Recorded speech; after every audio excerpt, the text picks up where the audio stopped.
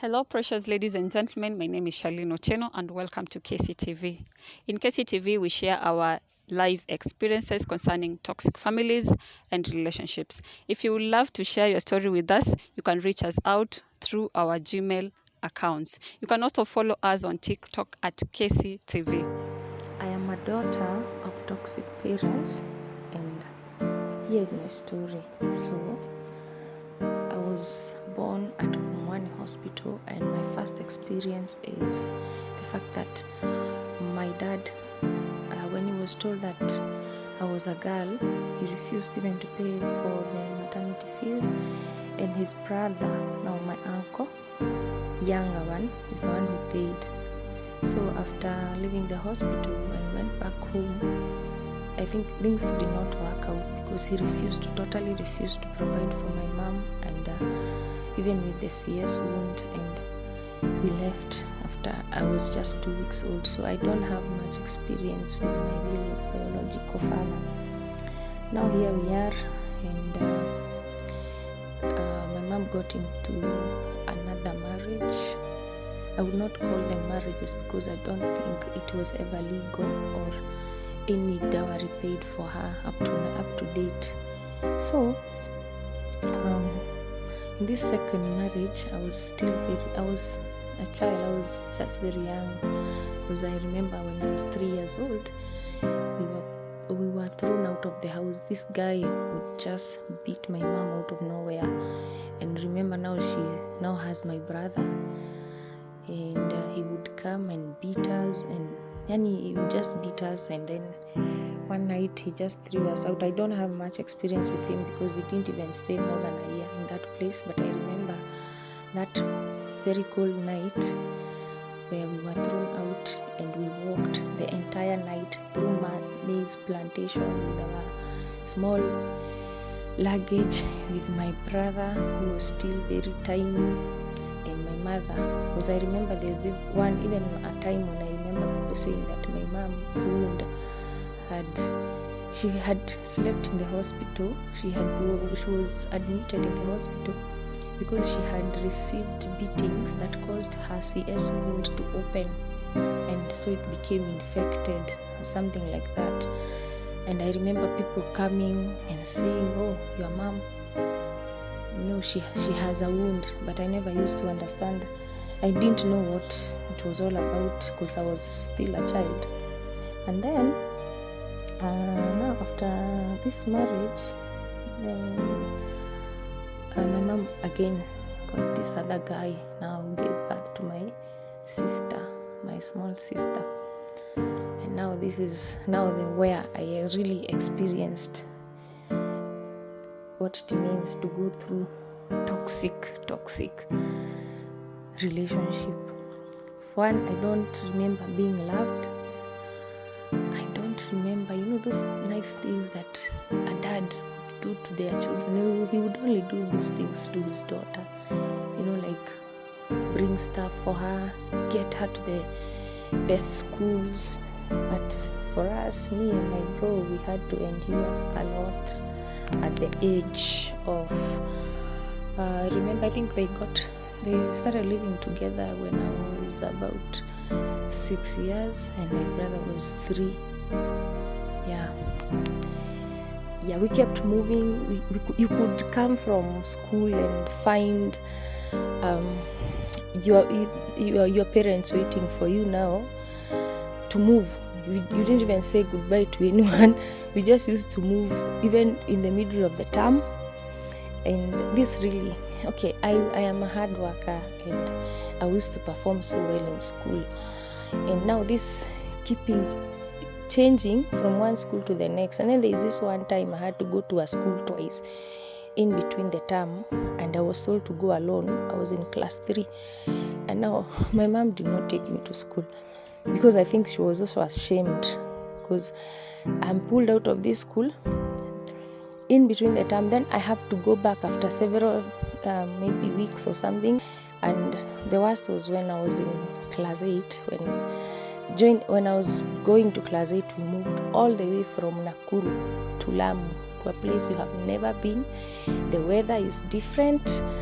and everything is different, and you're a KCPE candidate. So we had, when I went there, we were forced to do another exam because these people had already done their index exams.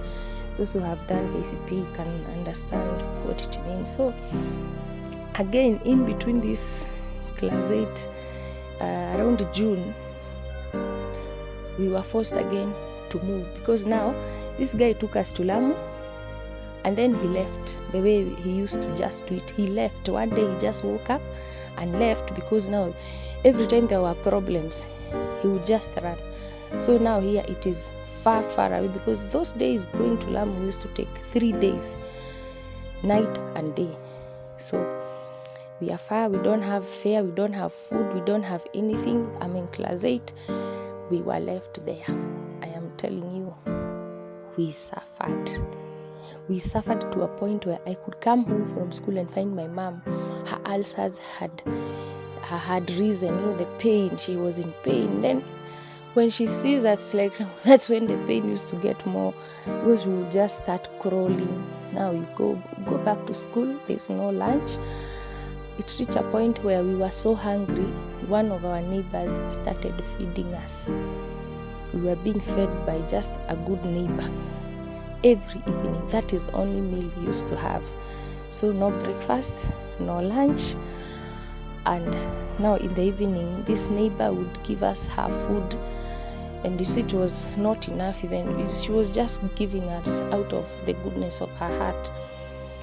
So now it reached a point where we could not take it anymore, and we had to sell everything we had, from plates to spoon to blankets to mattresses.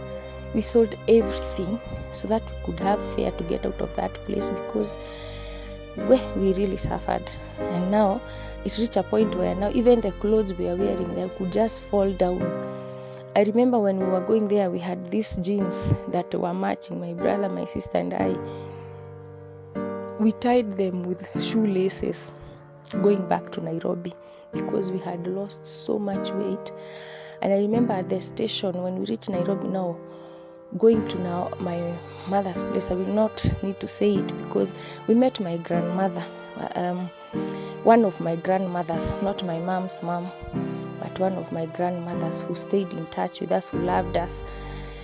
She saw us. I'm telling you, when she saw us, she just started crying. She cried. She had already booked a bus earlier than us. She cried because we looked like we were malnourished. The way you are malnourished to a point that everybody is just staring at you, and you don't know why people are staring at you. Your eyes, they are bulging out of your face, the sockets, your waist, your clothes have been tied with shoelaces. We don't even, we don't have anything. And also we went back to my grandfather's place. Now my maternal grandfather, who even when he saw us, he cried. Like you are seeing adults are just seeing you and crying. My grandfather really cried. I remember he took us in. He took us to school. He bought us new uniforms. And now this is class 8. And then it reached a point now I'm almost doing KCP and I'm registered in Lamu, and there is no fare to go back. I really thank God for the people that I met in my life. I remember I'm index 1, so I have to sit for the exams. I didn't have fare until the Friday before Monday, the rehearsal. A teacher, my former primary school teacher from now another different school that I had been to, is one that paid my fees to go back to, the fare to go back to Lamu. And I reached there after the rehearsals had been done. Remember, going to Lamu those days used to take 3 days. So it is Friday evening, Monday, Saturday, Sunday, and Monday. So I reached Monday evening.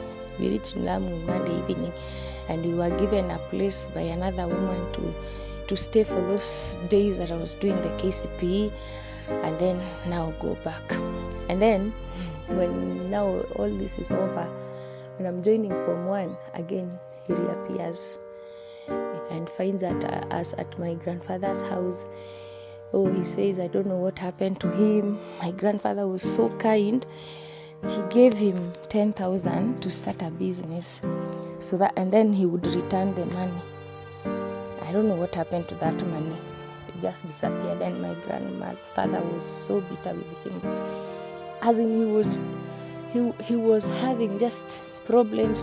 I don't know what was wrong with him, because nothing he touched would prosper. It's like an accursed person. You don't know what happened to him. So after all this has happened, he caused drama at my grandfather's place, and he wanted to kill himself. He said he's just going to hang, and he just loved attention, I guess. He had said he was going to hang himself. He took a rope. He said he went to hang himself. Then again, when he saw no one bothered with him, again now he ran away. He took my mom to Mukuru. This time I'm in boarding school. I really hated that place. Like, I had never seen such kind of life.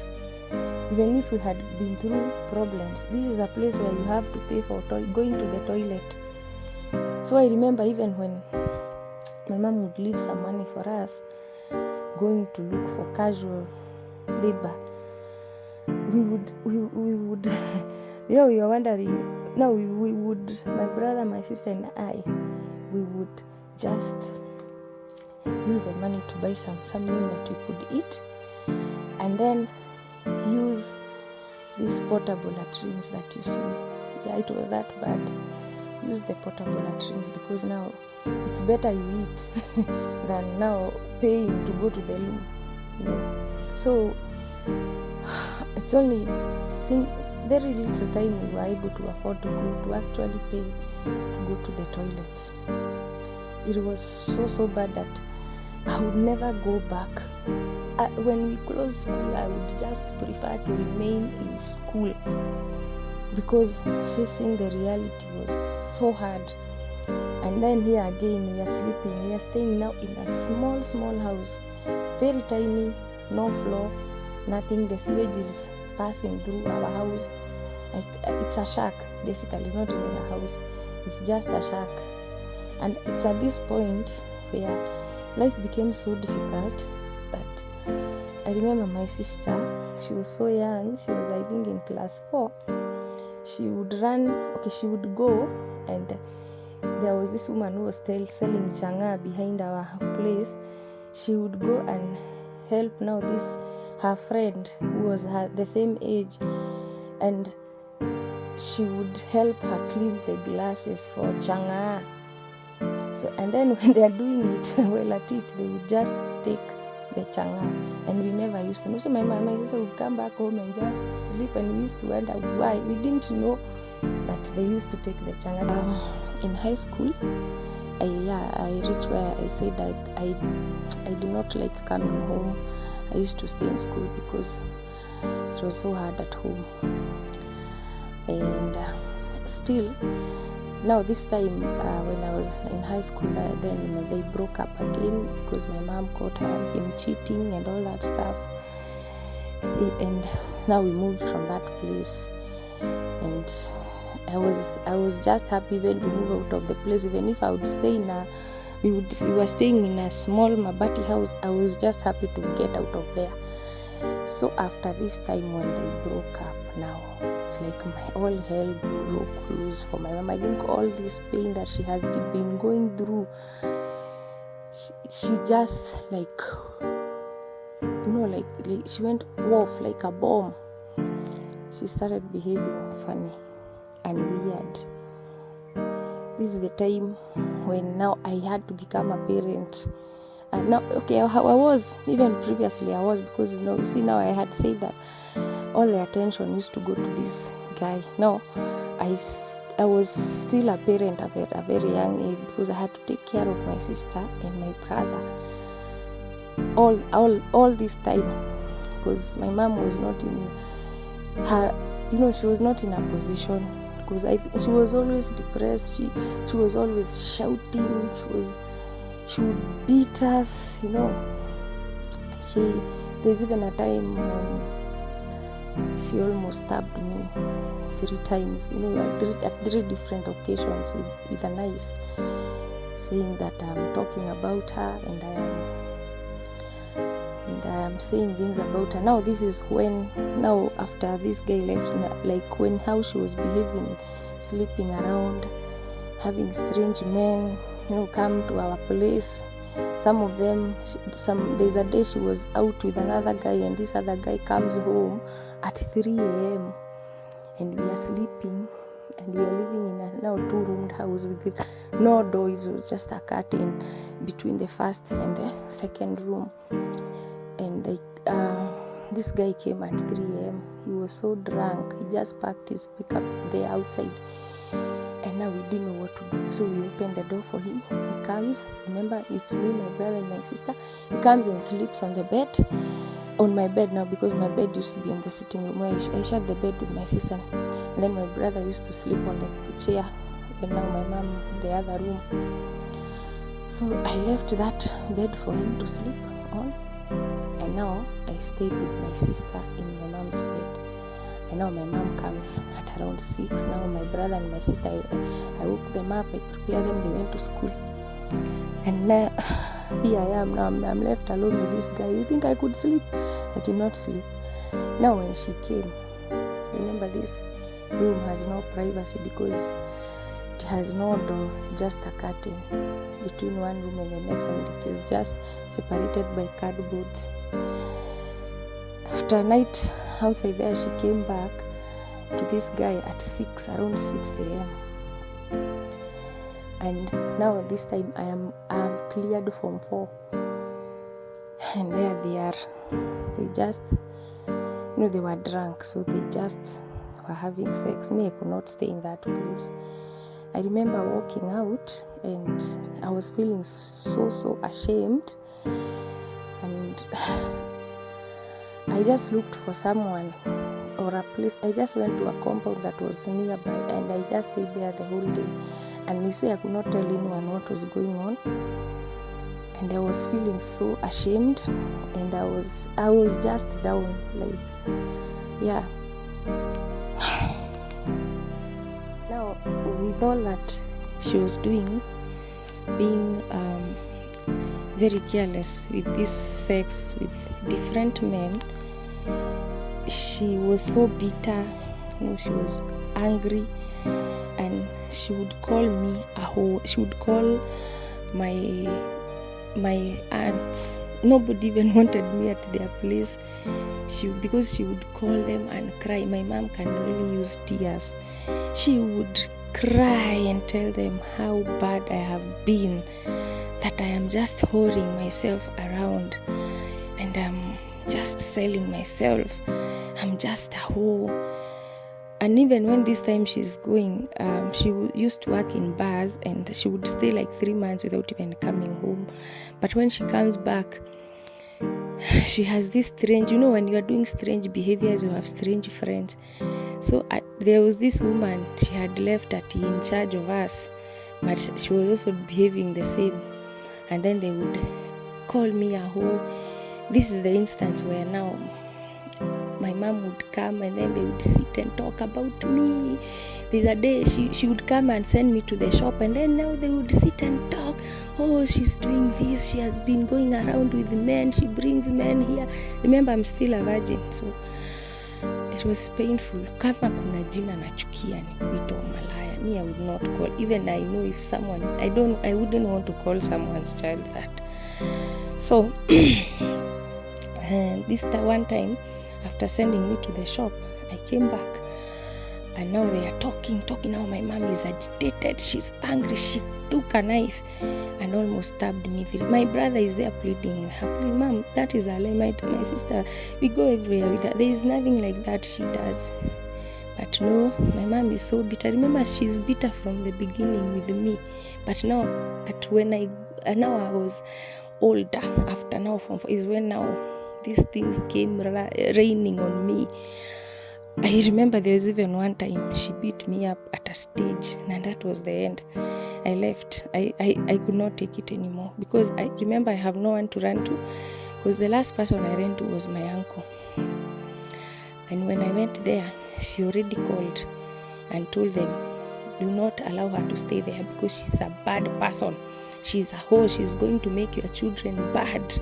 My aunt had girls. Nobody wanted anything to do with me. At this time, I am 17 years. So this is what led me to. I just left the place and I went to stay now with a friend who later became my husband. I went to stay in their home because I knew the sisters.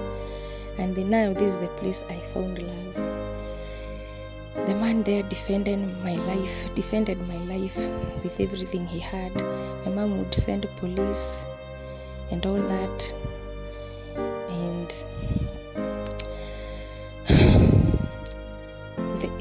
they would hide me and say they have not seen me there.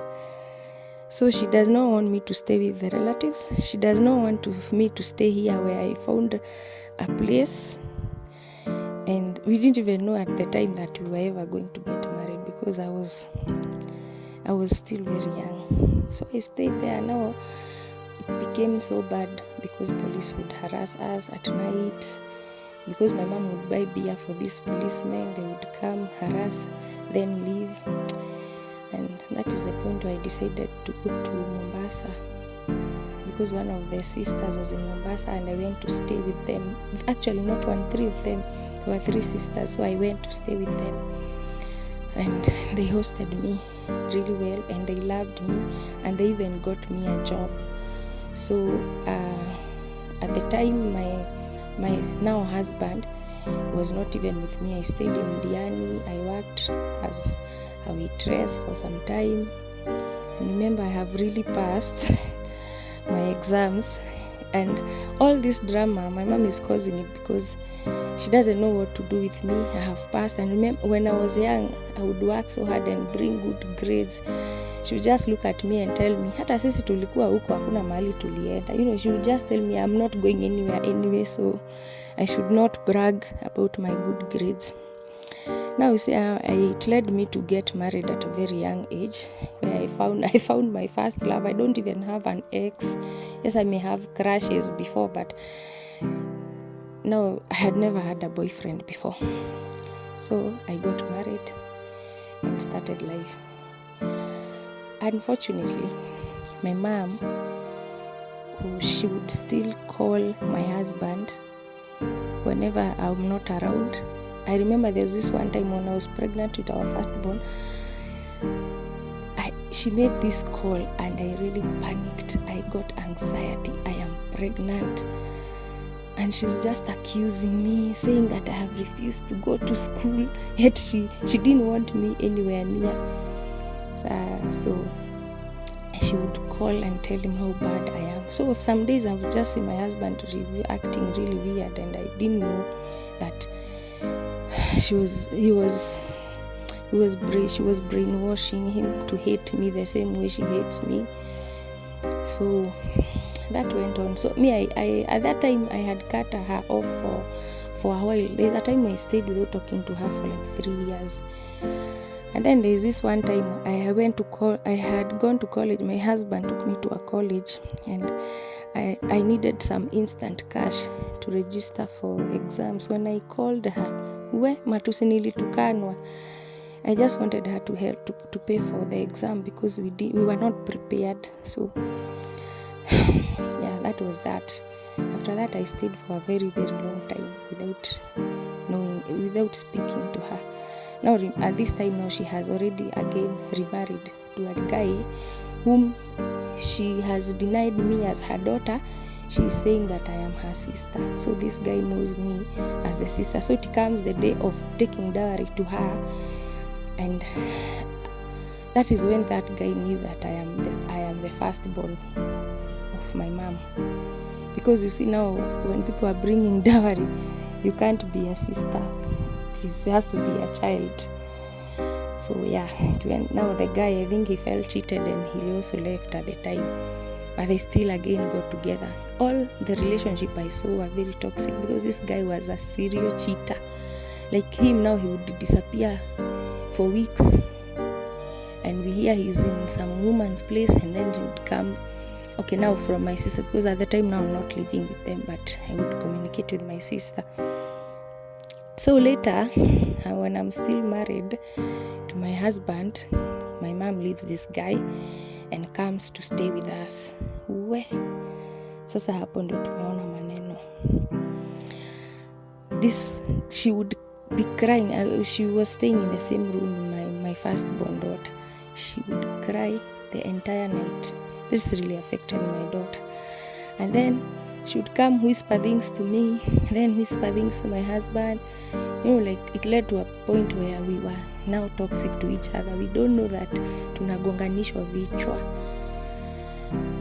But I thank God later she left. No, we have been supporting her for a long time, paying her rent and all. But every time we paid rent and then we decided, let's take shopping to my mom, we would find she has moved. And she used to do this even when I was in high school. I would come home from school and I find the house that I am knocking they are no longer living there. So I never used to come very early because I would be shocked, because it's happened to me several times. You come, you knock, they have moved. You come, you knock, they have. This thing of moving, I don't know where it comes from. So now it's still happening even when she was alone. When we were young, she used to say, I am moving because you children have been very bad. You have been talking again about me behind my back. You are telling neighbors about our lives. You are bad. Mko na midomo kubwa, mnashinda huku mnaongea. So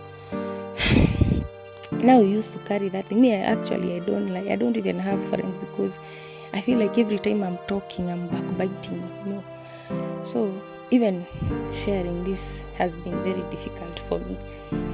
So right now, in my current situation, I cut off the communication early this year, when now she moved to go back to my brother's father, whom they have been separated for over 30 years now, and then she has gone back to stay with him.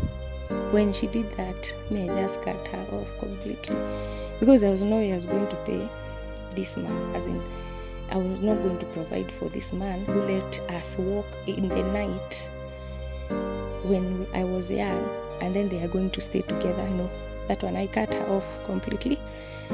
So right now, they didn't even last a month. So right now, and this is this year now, so right now, I don't know where she is. I cut her off completely. I don't even if someone comes and starts telling me, your mom is a certain place, I tell them, no, don't tell me, I don't want to know. You just, whatever you know, just stay with it. I don't really want to know. But I would like to advocate for parents. Don't involve your kids in any relationship until it is serious enough and you have learned the behaviors of this guy, so that it does not come to abuse your children. This is for the ladies. And the men out there, please love your children, especially your daughters. They really need you.